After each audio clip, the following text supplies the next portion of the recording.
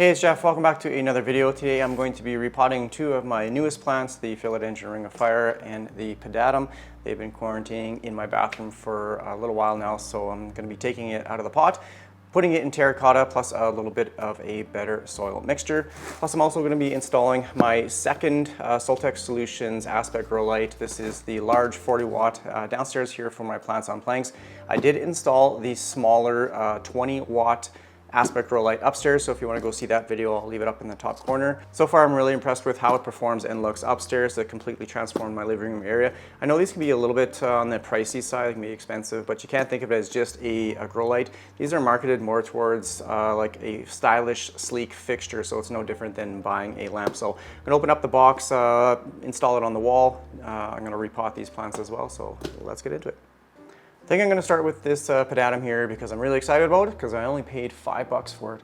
Look at this, just absolutely gorgeous. Look at these leaves. One of my local plant shops, or my favorite plant shop, every Friday they have like $5 plants, and this was one of them. It popped up on their website and I bought it. So what an absolute steal. And yeah, it was never really on my like wish list type plants, but how could you pass up $5? And I went out and I needed some orchid bark, so Pro Mix orchid mix at one of my local big, oh my goodness, one of my local big box stores. They had these on for like $6, like half price. I think these are regular like $11 or $12, so I bought up what was left on the shelf, and that was 4 bags. But I don't even know why soil or this type of stuff would go on a clearance, because they're just going to get some new stock in anyways. It's not like it expires. Maybe it does, I don't know. But okay, let's take this out of the pot. So it's in, well, it looks like it's in a pretty decent mixture. It's got some perlite in there. Uh-oh, is it going to be root bound? No, it's not bad. But I want to put it in a little bit more of a chunky mix with this orchid bark. So I'm going to take this out of the soil. And I'm also going to be putting it in a little bit of a larger pot, but it's going to be terracotta. I just basically, pre-soaked it. It's typically what I do, just so, like, terracotta is really dry when you first get the, or when you first buy them. So I not only like to rinse them, but I like to just soak them down just so it doesn't pull moisture from the soil, because it'll wick it up really fast. There's a weird little like root clump on the side here. You can see it. So I'm just going to remove some soil. I'm not going to be taking it like all off, just limiting the damage to the roots here. There's a big clump of something here. What is this? This is one of those rooting pods. It's off to the side. It's not even like underneath the main stem of the plant. This is off to the side. So I'm gonna, that's what that little clump is. So I'm gonna, that is weird. So I removed most of the soil, and you can see there's lots of like little fine roots. It looks like it may have had root rot at one point. Some of these are pretty dry, so I'm just going to maybe take my pruning shears and just trim off some of these scraggly looking roots. And then if you see in here, there's the little pieces of the soil pod fabric. I don't know, there's a few pieces in there, so remove that. This lower leaf just snapped off as I was doing it as well. So anything that looks really like dry and stringy, like these ones right here, this is like from previous root rot, so this root is dead. I'm just going to chop some of these back. Nothing looks current right now, like there's no like active root rot that I can see. It looks like all dry root rot from either underwatering or overwatering. So you can see right here, these stringy roots. They're dead roots. What you want are these nice, bright white, thick, healthy roots. The rest I'm just gonna chop off here as much as I can. And then that way it can hopefully rejuvenate this root ball system from this area in the plant again. Now I can size it up in the pot. It looks pretty decent. I don't want to go too large of a pot for right now. Just let this plant heal and recover. Just going to mix in So the soil, you can see, it's not a bad mixture. Like, it's pretty light, it's pretty fluffy, but I want to put it in more of a chunky mix with some orchid bark. It does have some soil in here, and then some big perlite here as well. Ooh, dusty. I'm actually going to put some in the bottom here first, just a little bit. And just place the cutting in like this. At some point I'll probably be putting a plank or some sort of pole. Maybe this is one I'll try a moss pole with. I'm debating today whether to buy a philodendron El Choco Red and a Ploumanii. It's from an online company in Quebec. I actually won, I think it was 5 plants from an Instagram contest that they had, and one of them was my Anthurium Brownii that I absolutely love. I also won a Syngonium 3 Kings, so I'm debating whether to order a couple more plants from them today. So I don't know, stay tuned, I'll let you know. I'm just going to give this one some water. If it had active root rot on it, then I probably wouldn't be giving it any water today. I would cut those roots off and let them heal over. But since it was old, dry root rot, I'm not too worried about giving it some water today. So you can see how fast that water just drains through. It's coming out at the bottom, so this one is done. Just going to let that drain through. Okay, let's get started on the light. Here is the plants on planks area, and I've already kind of pre-marked where I want the Pinocchio bracket to be installed. I use Soltech Solutions website to help me determine like how high and how much of a spread the light will give these plants. So I'm gonna, I guess, drill the holes, level this out, and install the light.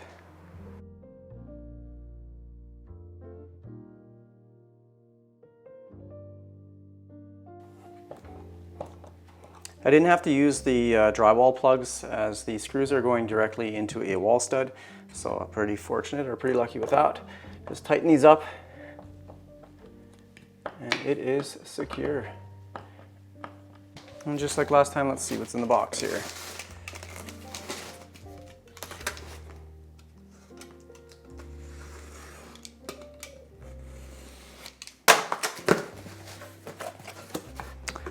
Okay, a little card. This was assembled by Ryan. Okay, so here is the large version, and then it has all your accessories. Comes with a timer, some accessories for, I guess, some wall mounts, so you can secure the cord to the wall, have it nice, neat and tidy, and then the grow light.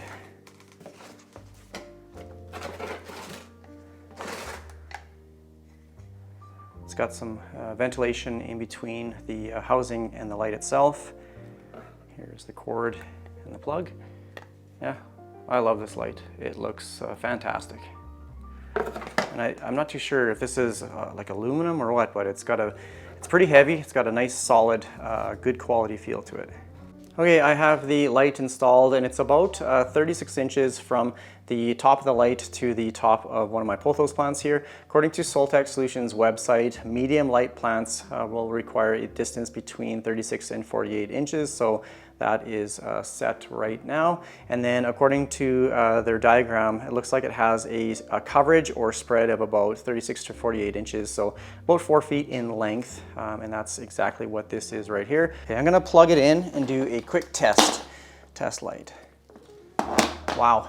Okay, so I just realized that I need to clean my floors. They're really dirty over there, but look at that. I like the warm light texture it gives off as well, so I'm going to place all these planks up against the wall after I clean my floor, and I just realized that there's a lot more dings in my drywall than I thought, so yeah, okay. I might have to change the arrangement of these plants, might be removing some as well. I'm going to be tying this cord up here too with some of those little plugs, I guess, but overall, like, look at these plants. They're all receiving light from the top down.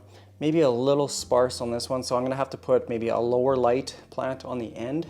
There are a number of gadgets out there that can tell you the amount of light your plant gets. This is a foot candle light meter, And although it doesn't tell you the amount of light or usable light that your plant is getting, this is just how much, I guess, visible light there is. So right now you can see it's around 500 foot candles. That would be in the medium light range. So as we go really close, it's up to almost 2,000. So that would be the highlight. And as you go lower, obviously the foot candle readings drop as well. So right where I have it, it's around 70 foot candles, just at the top of the pothos plant. Now ultimately you need a par meter in order to determine the amount of usable light, or the light that your plant is using. I know there's a couple apps on your phone, but probably wouldn't recommend this, as it's most likely not accurate, but I think it'll give you just a general I guess guideline of what type of light that your plant is receiving. So right here, kind of the mid-range, it's around 500 ppfd. And I'll be honest, I really don't know what all these values mean, whether that's good or bad. I'll have to do a little bit more research and hopefully come out with a grow light video down the road. But as it's really close, so you know, a couple inches from the light meter, it's around that 1,000 ppfd. And as we go lower, right there, it's around 90 to 100 ppfd. Let's try the other one here. These ones are on an Android device. Let's try this one as well, see if it's accurate. So this one is saying the ppfd is 140, where the other one was saying it was around 90 to 100. So again, you can just see that the variance of different values, and as we get higher, I wish there wasn't a glare, it gets into the really high ppfd. So yeah, I really don't know what those numbers mean. I wish I could provide a little bit more insight into that, but just if you know what those numbers mean, then yeah, let me know if it's good or bad. Okay, here's the finished product. I use these little wall plugs to help keep the string nice and tight. Everything looks really good. I love the way this light looks with the bracket up there. Go check out their website if you're interested in any of these lights, and use the discount code everything15 for 15% off of any order or purchases that you make, and you won't be disappointed. Okay, now for the last plant, the Ring of Fire. I paid $24.99 for this plant, so this video is a budget video. It's a steal of a deal. I can't believe they were 25 bucks. This is a smaller plant, so I'm gonna assume it's in one of those little seed plugs as well. Yeah, tons of soil, like it's just falling off. So I'm picking, or I chose a smaller terracotta pot, as I don't want like all this soil. It doesn't need all this soil. It's just gonna hold on to too much moisture, and it's going to eventually lead to root rot. So I'm actually going to downsize it a little bit into a smaller terracotta. I'm not feeling any of those seed pod type things, which I don't like. I know they're supposed to not harm the plants, but I just feel that it might be a little bit suffocating for the roots, as they're quite compact. I've seen some foam ones as well. I think those are probably a bit better, but whenever I see those little hard seed pods, I don't even know what they're called, plant plugs, I guess, I typically remove them, as long as I'm not going to, completely destroy the root system. Just try and pick away. So the roots look much better on this plant than the pedatum. Everything looks really healthy. There's no signs of any root rot or anything like that. So I'm really impressed with this one. Nice looking roots. I might be a little bit glossy on camera.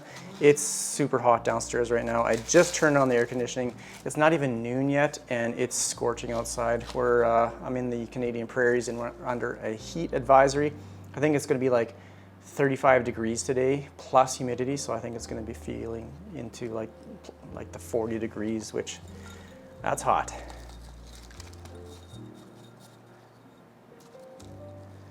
We get really hot here in the summers and really cold in the winters, so it's quite a drastic change in weather here all the time. I'm not going to be adding like the large orchid chunks, just because it's not a large pot, but I'll hopefully seed it securely. There's lots of like large perlite chunks in here. I'm going to give this one some water as well. And that is it. Okay, just clean off the leaves, give it some water, set it aside, let that drain through. See how fast it's going through? That's exactly what I want. That's why I like using this, I don't even know if I can call it like an aroid mix, because I know there's many different, whoops, this one's rising up. There's many different recipes for it, I guess.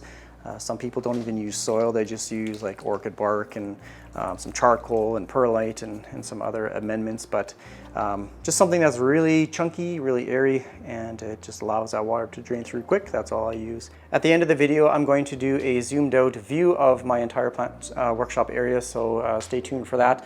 But the plants are potted up, everything looks really healthy. I'll leave a link to the plant shop where I buy them down in the description. They do ship Canada-wide, so if you're interested, go check them out. But I think that's going to be pretty much it for this video. If you have any comments or questions, please leave it down below in the comment section. Thanks again for watching, everyone. Take care. Bye.